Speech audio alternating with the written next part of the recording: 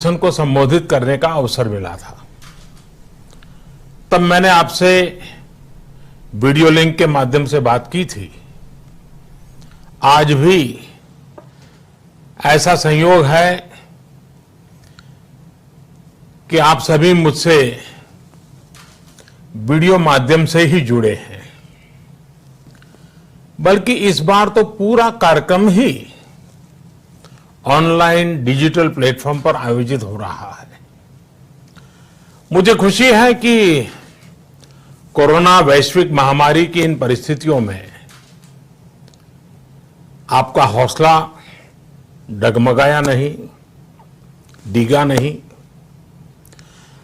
बल्कि आपने परिस्थिति के मुताबिक इस कार्यक्रम को और अधिक प्रासंगिक बना दिया है।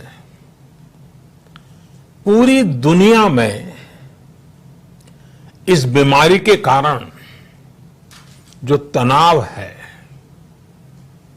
लोगों में जो डर और दुविधा है, उसे संगीत और कला के माध्यम से मरहम लगाया जा सके, इस दिशा में आपने इस साल के कार्यक्रम की थीम भी रखी है। साथियों, हम इतिहास में सुनते आए हैं, किस्से कहानियां में भी सुनते आए हैं कि पुराने समय में जब कोई युद्ध छिड़ जाता था तो राज्य के कवि, गायक, कलाकार वीर रस के गीत लिखते थे, संगीत को प्रेरणा का माध्यम बनाते थे। आज कोरोना जैसे अदृश्य दुश्मन के खिलाफ युद्ध में हमारे कलाकार वैसे ही भूमिका निभा रहे हैं। हमारे गायकों, गीतकारों, कलाकारों ने देश का मनोबल बढ़ाने के लिए, देश को जागरूक करने के लिए, इस लड़ाई में जोश फूंकने के लिए एक रचनात्मक अभियान खड़ा कर दिया है। बीते दिनों ऐसे ही कितने ही संगीतमय प्रयोग हमने देखे और सुने हैं। वैसे आपको याद होगा, इस अभियान की शुरुआत 130 करोड़ भारतवासियों ने ताली, थाली बजाई, शंख बजाया, घंटी बजाई और इस नाद के द्वारा पूरे देश को एक ऊर्जा से भर दिया था। ऐसे में जब 130 करोड़ लोग एक भावना से साथ आते हैं, एक संग जुड़ते हैं, तो ये संग ही संगीत बन जाता है। जिस तरह संगीत में एक सामंजस्य की जरूरत होती है, एक अनुशासन की जरूरत होती है, उसी तरह के सामंजस्य, संयम और अनुशासन से ही देश का प्रत्येक नागरिक आज इस महामारी से लड़ रहा है। साथियों, अगर हम मानव जाति के इतिहास को भी सरसरी नजर से देखें तो एक बात कॉमन नजर आती है, एक बात उभर करके आती है। हमारी जीवन यात्रा और विकास यात्रा को जोड़ने में संगीत और उत्सवों ने बहुत बड़ी भूमिका निभाई है। दुनिया के अलग अलग हिस्सों में उत्सवों के रूप रंग अलग रहे हैं और स्वाभाविक भी है। इनमें समय के साथ परिवर्तन भी आए हैं, लेकिन हर कालखंड में उत्सव उमंग का जन्मदाता रहा है। हमें उमंग से भर देने वाला रहा है। कोई भी आपदा पड़ी हो, विपदा विपत्ति रही हो, हर स्थिति में उत्सवों ने मानव सभ्यता को कठिन परिस्थितियों से बाहर निकालने में मदद की है। और हमारे देश में तो हर मौसम के लिए, हर ऋतु के लिए अलग अलग उत्सव, अलग अलग गीत, विविधता से भरा संगीत और लोकगीत रहे हैं। किसान जब खेत में बुआई करता है तो अलग गीत गाता है, फसल पकने पर अलग लोकगीत होते हैं, फिर फसल काटने पर अलग गीत गाए जाते हैं। इसलिए अगर हम कहें कि उत्सवों के बिना हमारा जीवन अधूरा है, तो हमें ये भी कहना पड़ता है कि कला संगीत के बिना उत्सव ही नहीं है। साथियों, मुझे बताया गया है कि आपने इस बार इस कार्यक्रम में nature walk, heritage walk, literature और होलिस्टिक फूड जैसे अनेक विषयों को भी जोड़ा है। साथ ही योग और विशेषकर नाद योग को भी इसमें रखा गया है।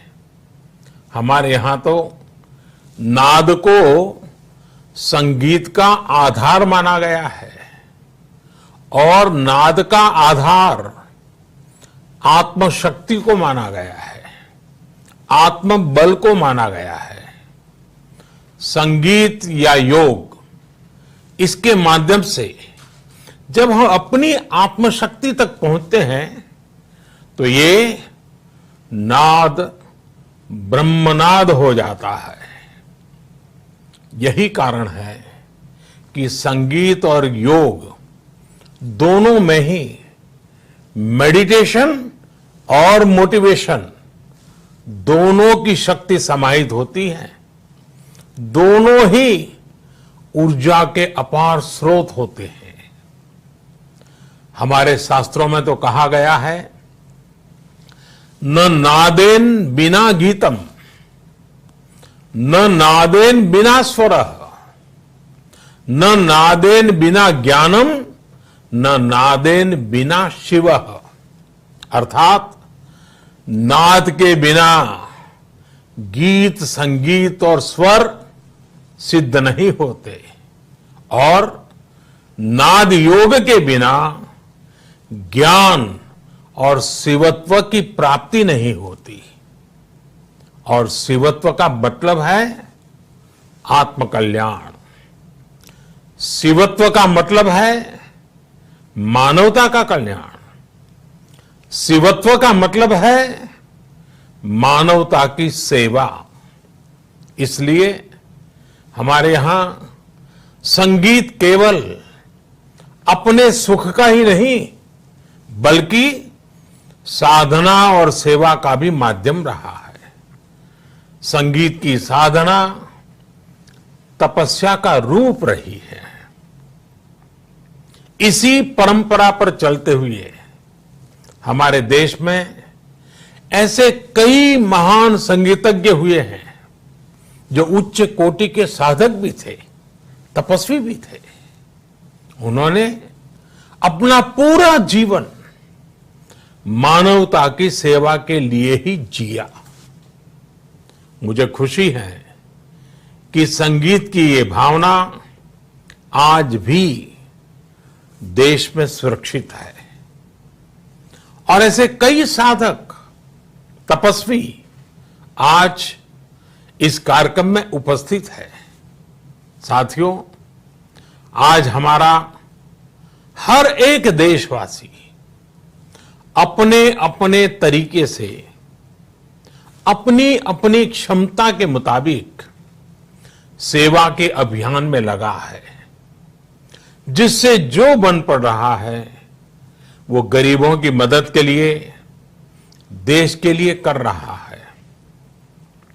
संगीत और कला के माध्यम से आप भी सेवा की इस भावना को ही आगे बढ़ा रहे हैं। मुझे विश्वास है कि स्पीक मैके का ये डिजिटल कार्यक्रम भी देश के इस अभियान को एक नई दिशा देने का काम करेगा। ये डिजिटल कन्वेंशन प्राचीन कला संगीत का टेक्नोलॉजी के साथ ये तालमेल, ये फ्यूजन आज समय की मांग भी है। राज्यों और भाषाओं की सीमाओं के ऊपर उठकर आज संगीत एक भारत श्रेष्ठ भारत के आदर्श को भी पहले से ज्यादा सशक्त कर रहा है। आप देखिए, आज बंगाल में बैठा व्यक्ति इंटरनेट पर पंजाबी गाने सीख रहा है। पंजाब का युवा दक्षिण भारत के संगीत को सीख रहा है। लोग जो सीख रहे हैं उससे 130 करोड़ देशवासियों को जोड़ भी रहे हैं। लोग सोशल मीडिया पर अपनी क्रिएटिविटी के माध्यम से नए नए संदेश भी पहुंचा रहे हैं। कोरोना के खिलाफ देश के अभियान को आगे बढ़ा रहे हैं। संकट के समय में संगीत देश की सामूहिक शक्ति का एक नया स्रोत बन गया है। मुझे पूरा विश्वास है हमारे देशवासियों की ये ऊर्जा, आपका ये प्रयास कोरोना से मुकाबला कर रहे लोगों का मनोबल बढ़ाएगा, लोगों को एक नई आशा, एक नया आत्मविश्वास देगा। आप सभी स्वस्थ रहें, 2 गज दूरी का पालन करते रहें, लोगों को जागरूक करते रहें। इसी कामना के साथ मैं अपनी बात समाप्त करता हूं। स्पीक मैके और उनकी टीम को भी, आप सभी महानुभावों को, सभी कलाकारों को, आप सभी को एक बार फिर बहुत बहुत शुभकामनाएं। धन्यवाद। नमस्कार।